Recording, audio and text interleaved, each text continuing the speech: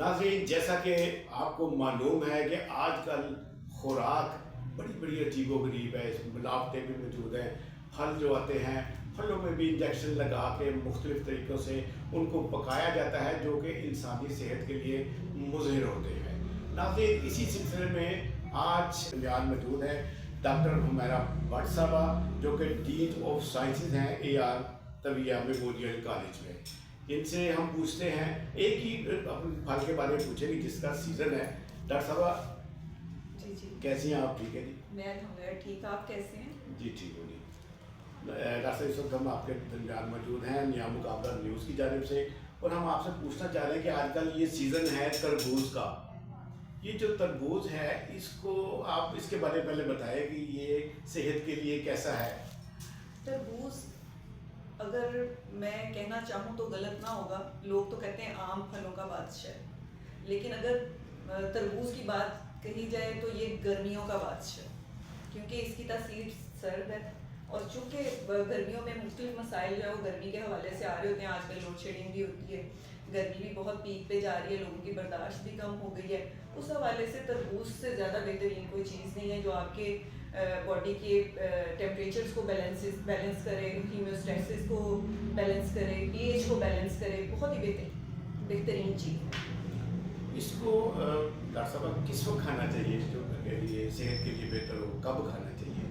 सबसे पहली बात तो ये कि जब आपके सेल्स डिमांड करते हैं, उस वक्त जब आप कोई चीज़ जो है अपने बॉडी को देते हैं, मैं अपने व्यूअर्स को कहना चाहूँगी कि जिस वक्त आपके सेल्स की डिमांड है, उस वक्त जब आप उसको देते हैं तो वो बहुत ही खुशी से एब्जॉर्ब करते हैं। लाइक सुबह का टाइम जब आप एम्प्टी स्टमक जब आप उठते हैं, उस वक्त जब आप इसको लेते हैं, आप एक बाउल ले लें, ठीक है, तो वो इतने बेहतरीन तरीके से आपके बॉडी को फ्रेश करता है कि वो सारा दिन ना सिर्फ आप हाइड्रेट रहते हैं, बल्कि पूरे के पूरे जितने भी सिस्टम्स होते हैं बड़े अच्छे रनिंग में आते हैं। इसके बाद जब आपका मिड डे आ जाता है, सारा दिन आप जो है वो अपने काम कर रहे हैं, डिहाइड्रेशन हो रही है, चूँकि समर्स के हवाले से बात कर रहे हैं, तो उस सूरत में फिर आप जब मिड डे में जाते हैं तो उस वक्त दोबारा आप एक बाउल ले लें, खानों के पहले, खाने से बाद में। डॉक्टर साहब, इसमें यह है कि कुछ लोग होते हैं कि वो साथ कोल्ड ड्रिंक ले लेते हैं, या तरबूज के बाद चाय पीते हैं, या अक्सर ये होता है कि शाम का टी टाइम है तो वो चाय पी लेते हैं, दूध पी लेते हैं। तो ये कैसा है तरबूज के बाद? अच्छा, ये ना बहुत बड़ा नहीं है। आजकल पता है कि एक फैशन बन गया है। कोई भी फ्रूट लिया, उसको ब्लेंडर में डाला, उसके ऊपर कोल्ड ड्रिंक डाली, उसको ब्लेंड किया, तो एक बड़ा अच्छा सा जो है वो जूस बन के जो है वो सामने आ जाता है, और लोग बड़ा खुश होते हैं इसको कि देखिए हमने क्या कितना ज़बरदस्त ब्लेंड बनाया है। सारी उसकी जितनी भी न्यूट्रिएंट वैल्यूज़ होती हैं सब डिस्ट्रॉय कर देते हैं। आप इमेजिन करें कि जो ओरिजिनली सिर्फ तरबूज का आप जूस बनाएं, सिर्फ ओरिजिनली उसके अंदर कोई कोल्ड ड्रिंक नहीं मिक्स करनी, और उसके अंदर थोड़ा सा आप नमक मिलाएं, तो वो बेहतरीन आपके लिए जो है वो एक इलेक्ट्रोलाइट बैलेंस भी बन जाता है, और एक जूस भी बन जाता है, और एक हेल्थ न्यूट्रिएंट्स शेक भी बन जाता है। अब बात आती है कि क्या इससे बाद में या इससे पहले कोल्ड ड्रिंक ली जा सकती है, तो मैं तो ये कहूँगी कि लें ना, ठीक है। जब आप इसको ले लेंगे ना तो आपको किसी कोल्ड ड्रिंक की ज़रूरत नहीं पड़ेगी, लेकिन तब भी अगर आप बहुत लेना चाह रहे हैं तो कम से कम भी 1-1.5 घंटे का आप उसमें जो है वो मार्जिन रखें, ताकि इसकी जितनी भी न्यूट्रिएंट वैल्यूज़ हैं वो आपके बॉडी में एब्जॉर्ब हों। इसी तरह से दूध या दूसरे जो ड्रिंक्स हैं कोशिश करें अवॉइड करें इसके बाद। डॉक्टर साहब, ये भी होता है कि कभी तरबूज चीज़ ही ऐसी है देख के बंदे का वैसे ही दिल कर जाता है कि हम इसको बनाएं। अब एक बंदा फास्ट फूड खा के बाहर से बर्गर बना खा के आया, तो घर में आकर उसने फ्रिज खोला तो फ्रिज में उसको तरबूज नजर आ गया, तो वो क्या उस वक्त फिर उसका रिएक्शन हो, खाए या ना खाए? बिल्कुल ऐसा होता है, क्योंकि फास्ट फूड जो है ना वो एक हिद्दत सी पैदा करती है, और ये सुकून देने वाली एक चीज़ है सर्द। तो अल्टीमेटली जब फास्ट फूड लेते हैं उसके बाद दिल करता है कोई ठंडी ठंडी चीज़ हो। जनरली बाहर से आए फास्ट फूड खा के तो घर आके दिल करता है कि कोई ठंडी ठंडी चीज़ हो, खाएं, सुकून आए। तो अगर आपको फास्ट फूड लिए कम से कम 1-1.5 घंटा हो चुका है तो फिर आप ले सकते हैं, अदरवाइज कोशिश करें कि उसके फ़ौरन बाद ना लें।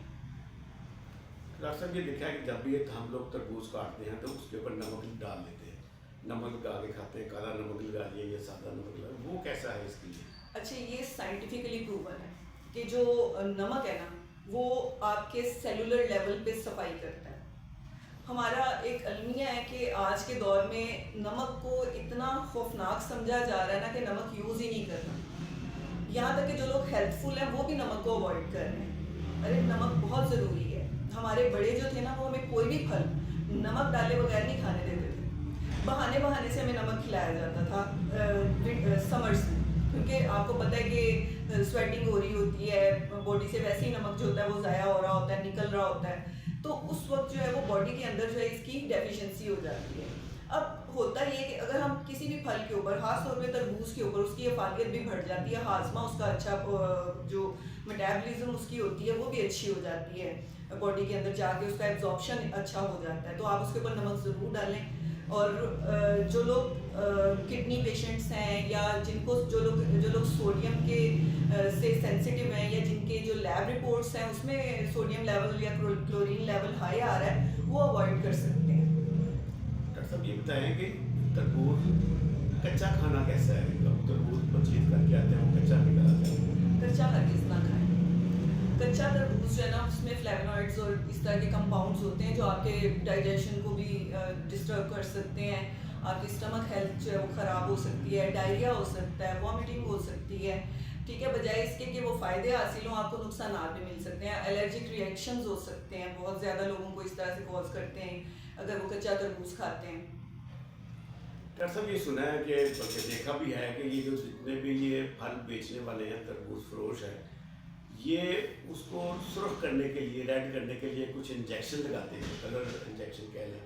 वो कैसा है, उसको हम कैसे हम देख सकते हैं कि ये इन्होंने वैसे ऐसा हमेशा नहीं होता, लेकिन फिर भी वो कहते हैं ना कि कुछ भी पॉसिबल है।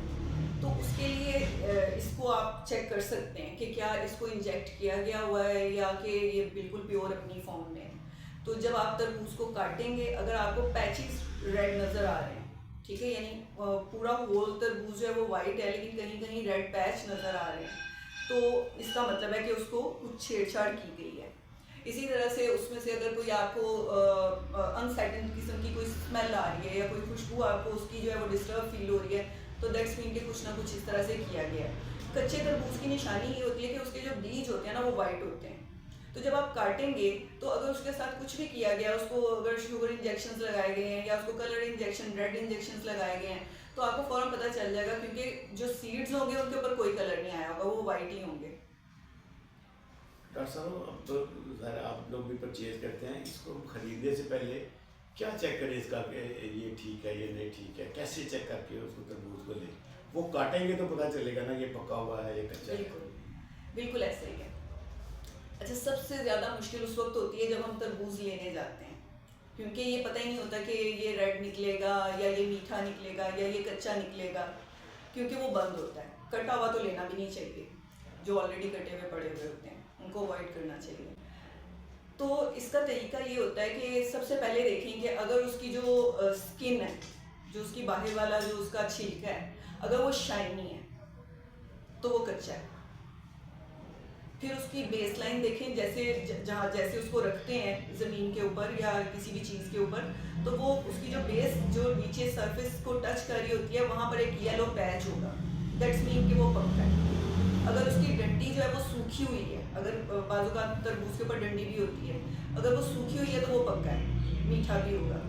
फिर तीसरा इसका एक और भी तरीका है कि उसको टैप करके देखा जाता है। अगर कोई हॉलो किस्म की साउंड आ रही है, भरी भरी आवाज़ नहीं आई है, ऐसे खोखली सी आवाज़ आई है, तो फिर वो पक्का भी है और मीठा भी है। जी शुक्रिया डॉक्टर साहब। और आप तरबूज के बारे में क्या कहेंगी आप? अच्छा, तरबूज जो है ना, ये इतनी कोई बेहतरीन चीज़ है ना, अगर आप अपने बॉडी के हवाले से देखें, मेटाबॉलिज्म से लेके आपकी नर्वस हेल्थ तक, आपके पूरे सेलुलर लेवल पे न्यूट्रिएंट्स की एब्जॉर्प्शन से लेके आपके हार्मोन सिंथेसिस तक, आपकी बॉडी में प्रोटीन सिंथेसिस तक, ये हर जगह हेल्प करता है। आपके एरिथ्रोपोइसिस, लाइक जो आपके बॉडी में आरबीसीज जनरेट हो रहे होते हैं, आपका रेड ब्लड सेल बन रहा होता है, उसमें ये बहुत हेल्प करता है, क्योंकि इसके अंदर थायमीन है। फिर इसके बाद इसके अंदर जो है वो ऐसे ऐसे कंपाउंड्स हैं जो कि आपके बॉडी के अंदर ब्लड सिंथेसिस में हेल्प करते हैं, हार्मोन सिंथेसिस में हेल्प करते हैं और आपके नर्वस सिस्टम की फ्रेशनेस में आपकी हेल्प करते हैं। ये जो तरबूज है ना, ये पूरे का पूरा तरबूज, उसके रिंड से लेके उसके सीड्स तक हर जगह से आपके लिए फ़ायदेमंद है। अगर आप इसके सीड्स को देखें तो इसके सीड्स से जो आप एक जूस बना सकते हैं, एक शरबत बना सकते हैं जो आपके बच्चों के लिए, उनकी नर्वस हेल्थ के लिए बहुत अच्छा होता है। अब इसमें ये होता है कि अगर आप बाज़ार जाते हैं, आपको बाज़ार से 4 मगज़ जो है वो मिल जाते हैं, आप उनको किसी भी पंसार पे जाते हैं, आप कह देते हैं कि हमें 4 मगज़ दे दें। इस तरह से नहीं, आप उनसे सेपरेटली डिमांड करें कि तुम्हें तरबूज दे दें, तुम्हें ख्यारैन दे दें, तुम्हें कद्दू दे दें, ठीक है, और तुम्हें जो है वो आप उसको तरबूज लेके आप अगर उसको घर में पहले उसको अच्छे से घिसने के लिए आप अगर दोरी इस्तेमाल करते हैं मट्टी की और नीम का डंडा तो बेहतरीन है, लेकिन अगर नहीं अवेलेबल तो आप ब्लेंडर में उसको अच्छे से उसको ब्लेंड कर करके और उसको कपड़े के साथ स्क्वीज़ कर करके उसका शीरा लें, फिर उसका आम तरीके से उसका शरबत बनाएं और अपने बच्चों को दें। बच्चों की दिमागी कंडीशन, बच्चों की जो मेंटल पावर इतनी अच्छी हो जाती है कि आप उसको अंदाज़ा नहीं कर सकते। मेरे माशाल्लाह तीनों बच्चे हाफिज़ कुरान हैं और अल्हम्दुलिल्लाह मैंने खुद हमेशा कोशिश की, जब वो छोटे थे, अब तो है यंग हो गए हुए हैं, तो अब तो खुद बना लेते हैं, लेकिन तब मैं खुद मेहनत के साथ उनको बना के पिलाया करती थी और अल्हम्दुलिल्लाह इतने शार्प थे कि सब बच्चे जो थे वो उनसे पीछे हुआ करते थे। इसी तरह से इसको एहतियातें भी इसकी हैं कि जैसे जो लोग AKDs होते हैं या CKDs होते हैं, जो लोग क्रोनिक किडनी डिजीज़ में हैं या एक्यूट किडनी डिजीज़ में हैं, तो इनके पोटेशियम लेवल्स जो होते हैं उनको पता भी नहीं होते कि क्या चल रहे हैं। बाद अगर पोटेशियम लेवल जो होते हैं वो रेज़ किए हुए होते हैं। उस सूरत में जब आप इसको लेते हैं तो होता ये है कि पोटेशियम लेवल रेज़ होने की वजह से टांगों में, जिस्म में थकावट और खींचन और ईंठन और पट्टे अकड़े हुए फील होते हैं, खड़ा नहीं हुआ जाता, इस तरह की कंडीशन आने का खतरा होता है। तो इसलिए जो लोग इस तरह की डिजीज़ में हैं उनको अवॉइड करना चाहिए या फिर पहले उनको अपनी लैब रिपोर्ट एग्जामिन कर लेनी चाहिए कि क्या चीज़ बेहतर है। और इसी तरह से जो लोग डायबिटिक होते हैं, चूँकि ये ऐसा फल है कि जब वो लिया जाता है तो शुगर जो होती है वो क्विक स्पाइक करती है, तो जो कि आपको पता है कि डायबिटिक पेशेंट्स के लिए काफ़ी कंसर्निंग है, तो उनको भी सोच समझ के इसको लेना चाहिए। और सबसे पहले जो मैं इम्पॉर्टेंट बात यहाँ पे कहना चाहूँगी कि फल जो होते हैं वो मेडिसिनल इफ़ेक्ट्स रखते हैं। हम दवाइयों को छोड़ के फलों की तरफ क्यों नहीं आते? फल खाना हमारी सेहत के लिए अच्छा है या नुकसानदेह है, हम इन चीज़ों को क्यों नहीं समझते? मैं ये चाहूँगी कि आप लोगों को इस प्लेटफॉर्म से AR memorial media college Lahore के प्लेटफॉर्म से 26 मई को दोबारा एक बहुत ही अच्छी वर्कशॉप हो रही है फ्रूट्स के हवाले से, जिसमें सीजनल फ्रूट्स को किस तरह से इस्तेमाल किया जाए, क्या उनके मेडिसिनल इफ़ेक्ट्स हैं, किन बीमारियों में हम उनको इस्तेमाल करते हैं तो एक सुपर हेल्प मिल जाती है। तो वो यहाँ पर एक वर्कशॉप करवाई जा रही है। जो लोग भी ज्वाइन करना चाहें, जो लोग मैट्रिकुलेट साइंस के साथ हैं, वो ज्वाइन कर सकते हैं और अपनी स्लॉट बुक कर सकते हैं। जी शुक्रिया डॉक्टर साहब ने बताया कि 26 तारीख को इस कॉलेज के अंदर AR मेमोरियल कॉलेज में वर्कशॉप भी है फ्रूट्स के मतलब कि इनको कैसे इस्तेमाल करें, क्या करें। और इन्होंने एक बड़ी ख़ास बात की कि मेडिसिन को छोड़ें, फ्रूट्स को अपनाएं, फलों को खाएं, मेडिसिन को छोड़ें। इसके साथ ही हम शुक्रिया अदा करते हैं डॉक्टर उमैर साहब का, इन्होंने हमें बड़ी अच्छी इन्फॉर्मेशन दी फ्रूट्स के बारे में। नाज़रीन, चैनल को सब्सक्राइब करें, बेल आइकन के बटन को पुश करें ताकि नए मुकाबला की न्यूज़ आपको बर वक्त मिलती रहें। इसके साथ ही इजाज़ चौधरी को कैमरामैन मोहम्मद सैन भट्टी के साथ अगले प्रोग्राम तक के लिए इजाज़त दीजिए। अल्लाह हाफिज़।